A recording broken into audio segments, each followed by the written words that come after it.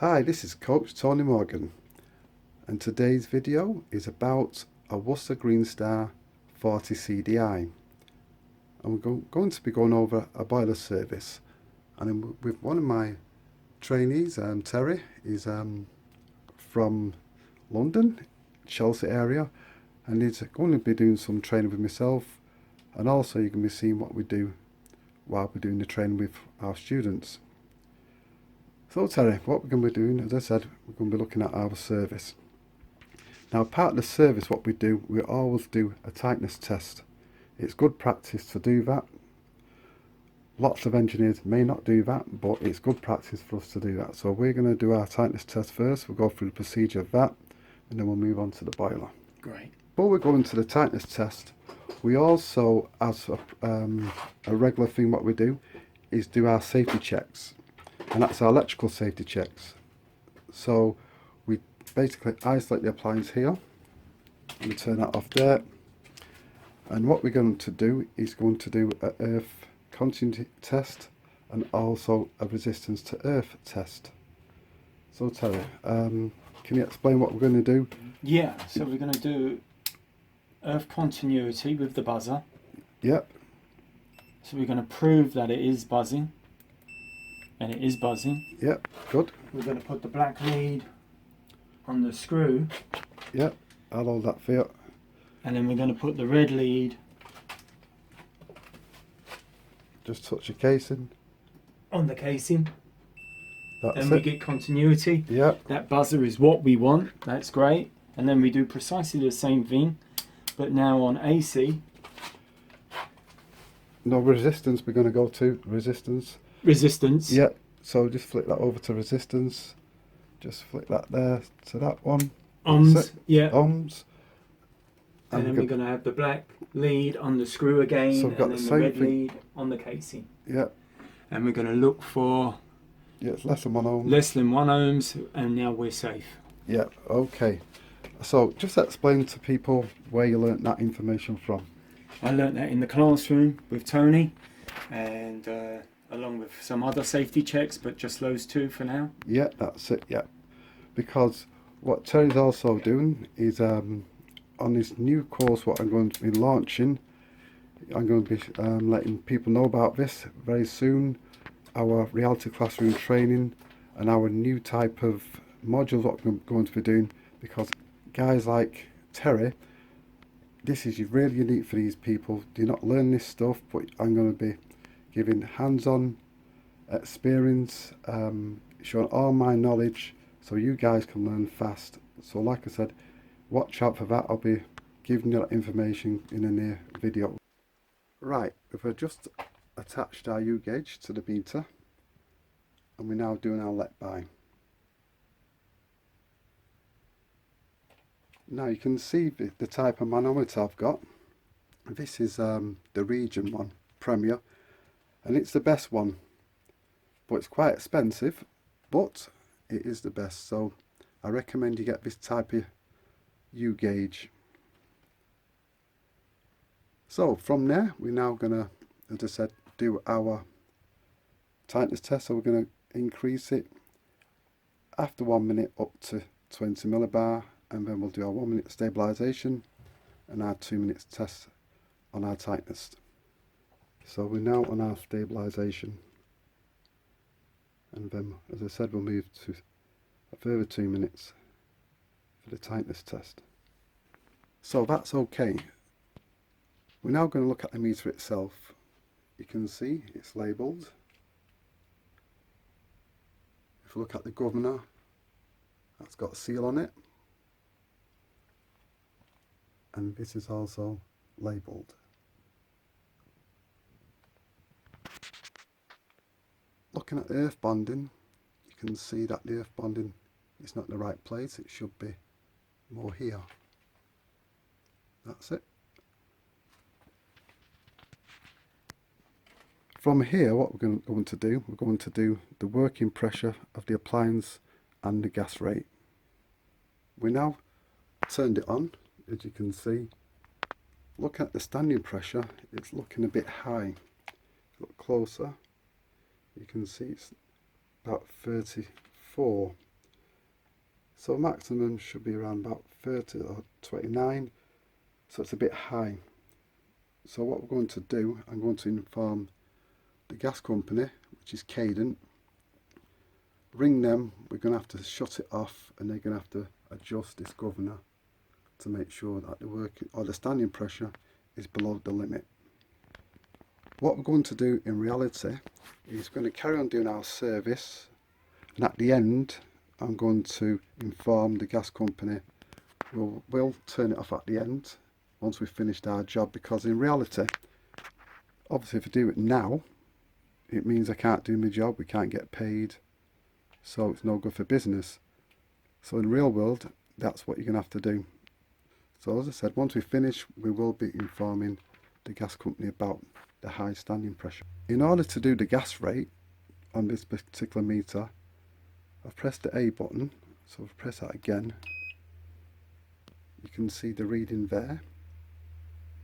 I've recorded that into my little app to do the gas rate, so I've put the figure in there.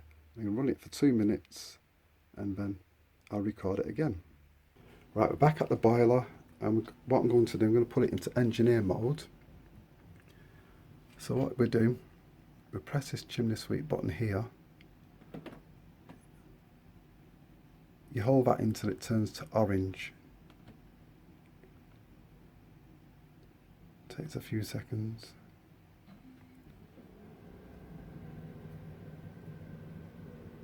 So once the burn light comes on, we start our stopwatch.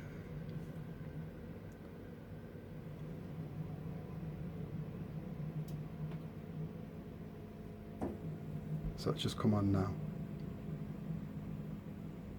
There you go. So you can probably hear in the background, that's a fan going faster and faster onto high speed. And after 2 minutes we'll take a reading, as I said, and I'll put that in the app, and then that should do the calculation. So you can see the seconds ticking away. That gets up to 120, then we'll take a reading. So what we did, we pressed the chimney sweep button again, so it's turned off the burner. We've stopped here on our seconds. Now we're going to go and take a reading at the meter. Okay, so this is our reading after the 2 minutes. I've entered that into, we've got a cat here. Who's that cat? Let me see who that cat is. Hello cat. I just interviewed our little cat here. You'll have to go now. So this is a reading after 2 minutes. I've entered that into the app, and that is the gas rate. The next thing we'll do, we'll just check the working pressure. So this is our working pressure. You can see it's at 25. We now took off the gauge, gas is back on, nipples back in. We're just going to spray some LDF on that. That's looking okay. We also recommend that you check the emergency shutoff valve, make sure there's no leaks from the shaft there. That's okay as well. So we're now finished at the meter. We're now going over to the boiler. We're now going to remove the casing of this boiler.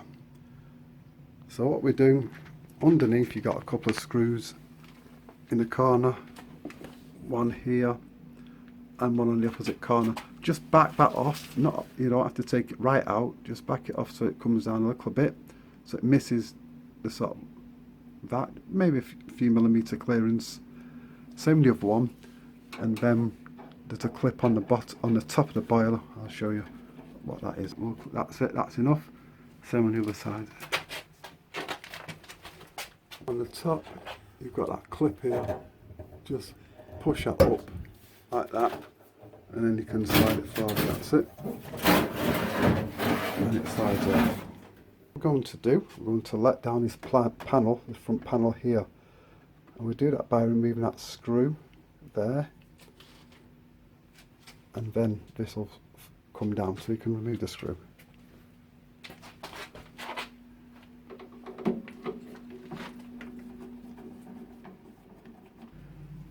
Okay, so what we got, looking at this, you can, well, from I can tell it's an early version boiler, a Greenstar, because the telltale sign is the gas valve. On the newer types, the gas valve solenoid, this one is at the back, and on the newer type ones, they're at the front. And it's also smaller, the gas valve as well. But as I said, the main thing, on the Mark 1 version, they're at the back, and on like the more newer versions, they're at the front. So that's a quick telltale sign it's an early version boiler. A couple of things on this boiler. You can see the condensed trap right in the front there. That's your pump. You've got your diverter valve here and the motor here. Your flow turbine at the front here. The main plate heat exchangers at the back. The silver goes right across the back of the boiler. Obviously you've got your pressure gauge. Your hot water sensor is here. As I said, that's a gas valve. So that's the main parts in that area. And then upstairs you can see the main heat exchanger here. That's a fan unit, an expansion vessel. Here you got the spark electrodes and the flame sensing electrodes. On this particular model, it's got the old type, or original type electrodes, so we'll check them electrodes to see the condition of them. The reason I can tell that because you can see the sight glass. The new ones is no sight glasses present, so the new one, once you replace it, it'll just go right across there. That's how you can tell. That's basically it in here of the main components. Also, this is the overheat thermostat here, and this is the main primary sensor here. So Terry, you said you got a question you'd like to ask. Yeah. Where is the pressure switch on the diverter valve, if that's the case? The pressure switch on a diverter valve? Yeah. Just try and be a bit more clear. I don't get the question. When you say the pressure switch on a diverter valve, yeah. Do you mean the switch what activates when a divert valve moves?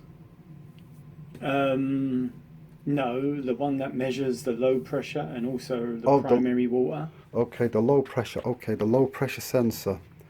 Right, on this particular boiler, it don't have a low pressure sensor as such. So if the pressure goes down, yeah, it doesn't actually register the pressure drop. Okay. On this particular boiler.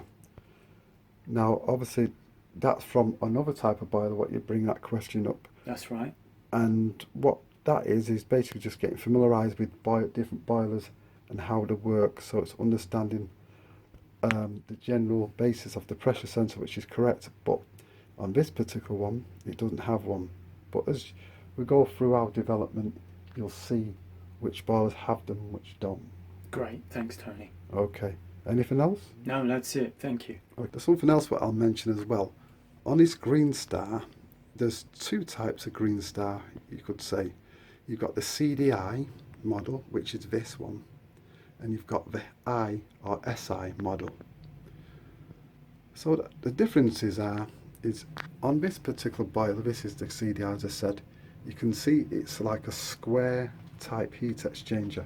The main heat exchanger you can see is, or rectangle I should say, squared off corners. On the I1, I series, it's round, cylindrical. So that's a big difference between them. The other difference is that on this model, you can see the spark electrodes as I said. So the spark electrodes are in a different position. So the spark electrodes here are like on the side. The other big difference is that the burner here is a flat burner. Now in our training class, you'll see this when I talk about the different type of burners. So this is a flat burner. On the I series, it's a round burner, as I said, and that means the burner's round as well. The heat exchanger's round. Also, the spark electrodes are on the top, going downwards, like these are on the side, going sidewards. That's right. So that's a massive difference between the two, the CDI and the I series. But they both have got a downward burning situation. They both burn down, so the product combustion goes downwards like that across the sump towards the back of the sump, and they go up, which you can't see because the fan's in the way, but that's it there, going upwards, then out the flue like that. So they're working that way the same. Yes. So that's really one of the big differences between the I and the CDI, so just take that on board. Okay, we're now going to look at the gas valve, and we're going to do the working pressure on the gas valve. Incidentally, on this type of boiler, you can't do the burner pressure. I've said this quite a lot of times, but I'll repeat it again. You can't do the working burner pressure because it's a zero governor, a premix burner. And again, in the classroom, we spoke about the differences of premix burners and aerator burners. Yes. So, and the differences why you can't do the working pressure. So anyway, burner pressure. Burner pressure. So anyway, we're going to go back to this, and it's hid away. There it is here. So that's where the test nipple is for the inlet, and we're going to touch our U gauge there, and we'll get the standing pressure, and then we'll do the working pressure. Right, just press the chimney sweep button, and in a sec the fan will go to high speed, and then we can check the working pressure, which is doing it now.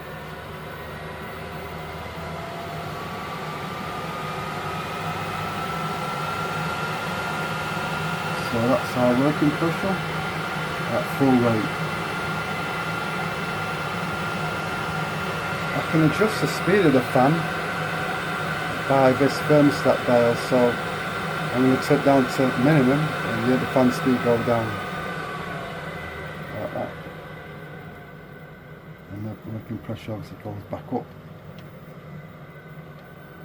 And we do this to set the minimum CO. We do this by using the gas valve to set the minimum, and we use this part here for the maximum to set the maximum, and I'll talk you through that in a minute. We're now going to inspect the electrodes, so we're going to just remove that, well, basically the three of them really. So if you pull them off,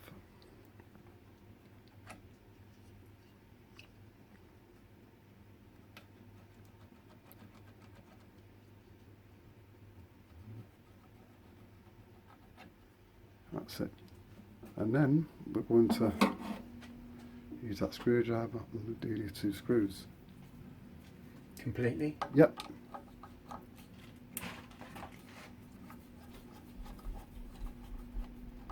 I'm just putting some gloves on because it's quite hot. So put them there, the screw there.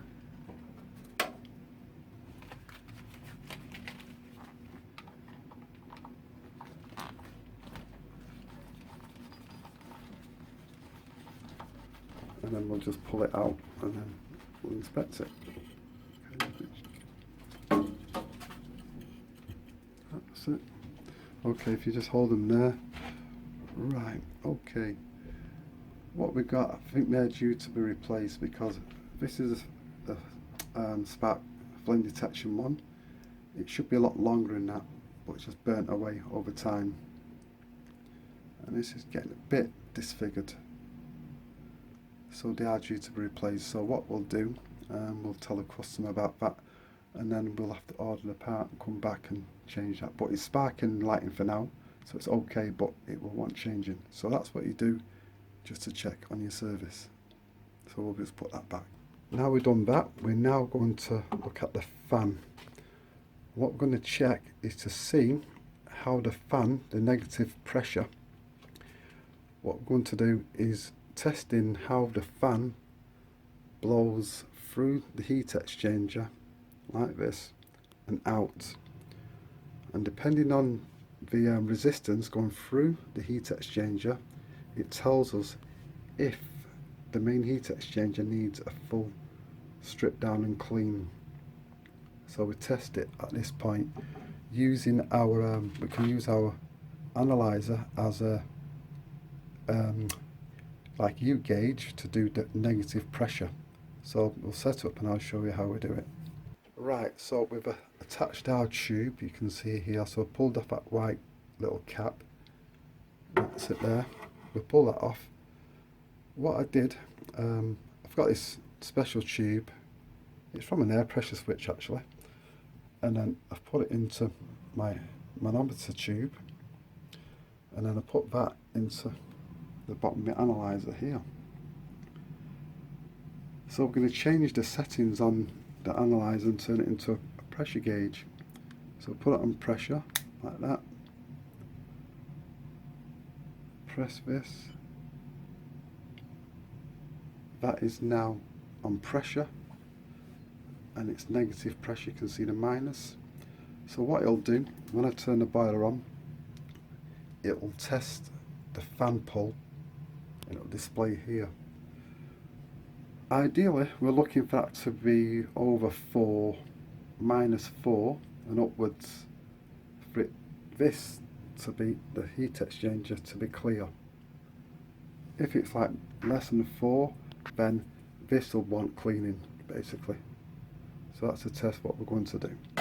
So what we've got, you can see it's less than 4. So that means inside here wants cleaning out. So that's going to be our next step. We're going to clean out the main heat exchange. You can do it through this combustion door here, and I'll show how we do that. Okay, in order to do this, the best thing to do is disconnect the overheat stat leads. They just pull off. We might remove that as well, pull these leads off, and then we can get access to these 2 bolts, which are 10mm bolts. We use our little spanner, ratchet spanner here to do it. So if you pull these off, just pull them.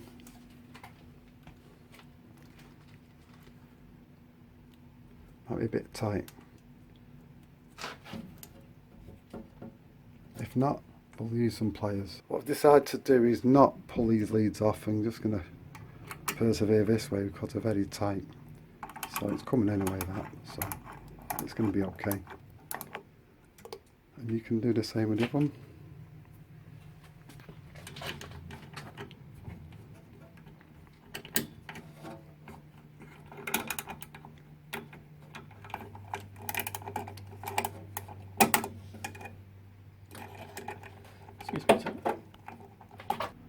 Okay, so that should come off now. If you just,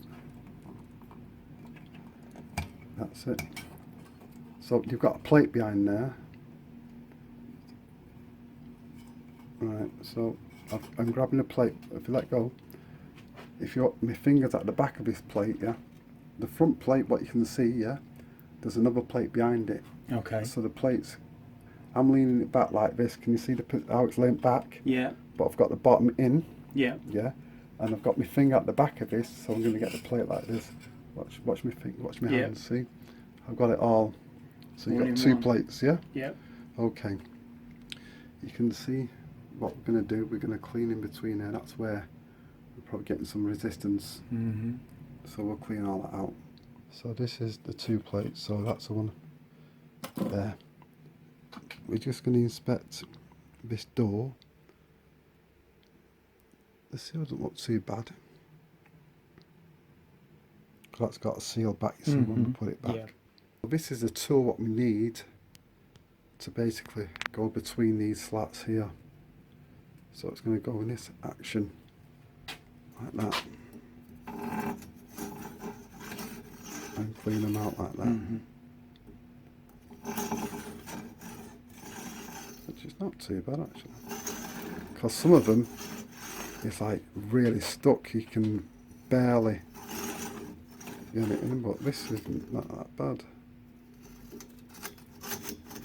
There's a little bit of resistance there, that's a bit harder to get in that one. So we'll just, there's a bit there, that's a bit of resistance as well, but it's going through. So you're just going to do each one. Yeah. Like that. So this is a tool what you need. It's under Worcester part number, it comes as like a cleaning kit, and that enables you to do this quite easy. I've turned upside down. See, I've turned upside down. Just don't want to touch on wires.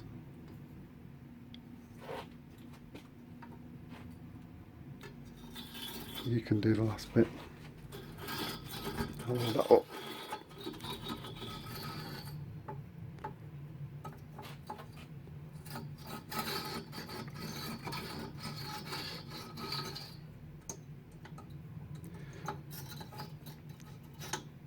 So what do you think, Tay, doing this exercise?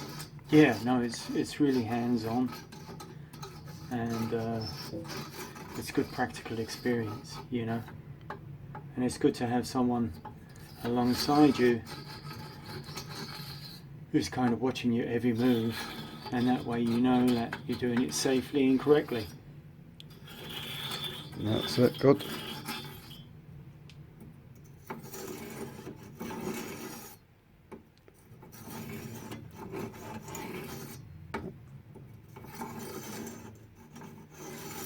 That's it. Okay, good. Right, so we'll put that plate in. We're going to now put the cover on.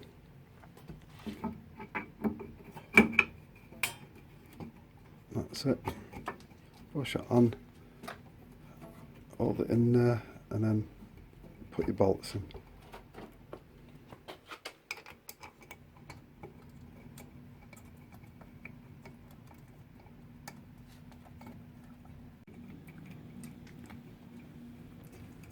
And then we'll tighten them up. Now we've done that, what we're going to do is to check the condense trap, because that could create a bit of resistance on the flue pull as well. Now on the CDI model, which this is, the condense traps are a little bit more difficult to get out. So what it involves is you've got this clip here, which has to be, it should go through that little hole really, but it's in the wrong place. So what it does, that clip releases and then it pulls forward this way, like that. So we're going to do that. So be very careful. Well, I'll do it and then I'll show you. Right, so as I said, that clip should be underneath. So it's coming out, I've pulled it towards me, like that. And you got this bit here which is attached. Now let me just see what we can do with this. We can either pull it out here and pull it out there like this. I'm going to put that over there like that.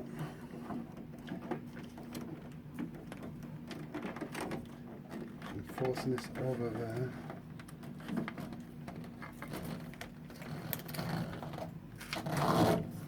Pulling.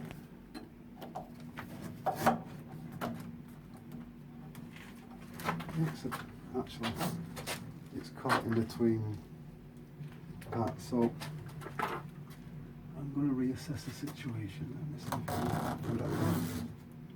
Can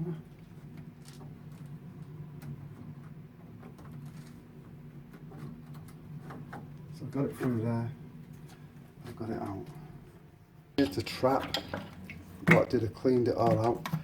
I took the bottom section off here a bit came out, you can see the speckles here.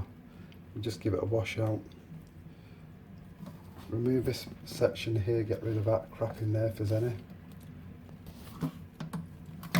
That's washed right through, so that's all clear. So once you do that, we're going to put this back on here, but put a bit of silicone around this O-ring so it slips on easy. Then once we've done that, we'll add some water into it, put a bit of a seal in it, and we'll also put a bit of silicone around that one as well, so it slips on to the main section of the sump on the boiler. And then it's ready to go back in. Right, we're now going to get the trap in position. You can see that the black thing there, and that like horseshoe shape is going to go around it. So you sort of guide it up. And at the same time, see this bit here? That it's going to go through that there. So it's a bit of a... You got it through there. And that's it. It's clipped on now. That's it. That's it. It's in. What we've done, we retested the fan pull, and what happened, it was about the same. So what we've done, I just spoke to technical just to clarify what I'm thinking, and basically it must be the fan itself not producing enough fan pressure. The heat exchanger clear, you've seen us do that. You've seen us clean out the condense trap, that's clear. So all of that pathway is clear. So the fan itself is what actually pushes through the heat exchanger. So the fan's not turning fast enough to give the pressure. So ultimately we're going to have to change the fan. So the electrodes are on the way out, and so is the fan. Not good on this boiler. We're now doing it analysing, and this is on high. Now the reading's slightly low, so we have to adjust this. 8.7 is too low, we need that to about 9.2, and we adjust it by this cap here. So we take that cap off, and under there is an adjuster that we're going to adjust.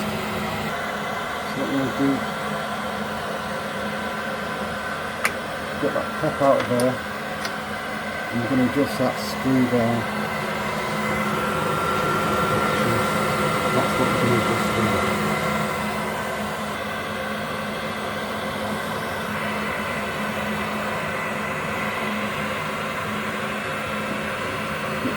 Turn that to the minus, no to the plus. Right, we've just taken a bit of an adjustment on that. Reading what I've said, it's actually not 9.2, it's 9.7. So it's getting to 9.6 now. And on minimum, it should be 9.4. I was just saying to Terry, when you're adjusting these things, it's quite unnerving when you're doing it, especially when you're new, because the equipment's expensive, and so you're going to be quite tentative with it. What do you think, Terry? Yeah, absolutely. Yeah, absolutely. Yeah, so we're nearly there, 9.6. 9.6. Just going to do it a little bit more here. So that should do it. I think what we'll have to do once we eventually change the fan, as I said, we're going to have to check this again in the adjustment. So it will get to that, but I'm quite happy at that anyway, at that level. And then if it moves to there, it does. If it doesn't, we'll leave it at that. And then we're going to look at the minimum. Well, there we are, 9.7. Right, great. The data plate, where you got the reading from, you can see it there. You look at 9.7. Oh, it's 9.1 on minimum. So 9.7 maximum, 9.1 minimum. Let's just check what we've got here. So that's, yeah, nearly 9.2. So just a slight adjustment needed. And what we do with that, we do that on the gas valve. So I'll show where we do that. So this is the gas valve. remove this little cap, the sealing thing, take that off there, remove that cap there, and that screw, we're going to adjust that. So use a screwdriver here. I can't remember which way it is. Just turn it and just watch the analyse what's analysing. I'll turn it a bit, and then we'll go to the analyzer, and then we'll see what this is saying. That was the wrong way, it's gone up. Oh, now it's going down.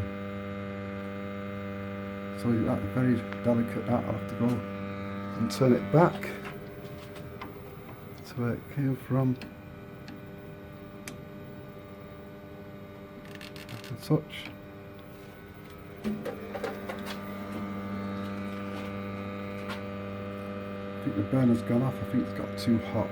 What happened in that instance, it actually timed out, so the engineer mode is probably on for about 10 or 15 minutes and it shuts off, so we've had to put the engine mode back on and then we can finish off the minimum setting. Okay, so that's your minimum set, so we just put the cap back on, so that's that done. Just checking the oxygen, so we're just checking the fluid integrity, so you can see that's in the oxygen port, and that's the oxygen level, so that's okay, so that's that done. Right, we've come outside to check the flue, and you can see the flue is too low to this decking. I've had decking done and it's brought the floor height too low. I told the customer situation that the flue needs altering and we need to put a plume kit on it. I've also told them I'm going to issue them a warning notice because I'm going to put this at risk, as you can see. So there's quite a few things wrong with this boiler. Some of it's wear and tear, but this one's more of a safety aspect. So I'm going to issue a warning notice. I'm not going to turn the boiler off, but as I said, I'm going to issue a warning notice and put it at risk. Just another note on safety. You may or may not know, but there's a new document out. It's been out for quite a bit. I had a gas safe inspection and they told me about this new document. It's an iGEM and it's about unsafe situations, and that all gas engineers should have this document with them so that it can assist them with unsafe situations.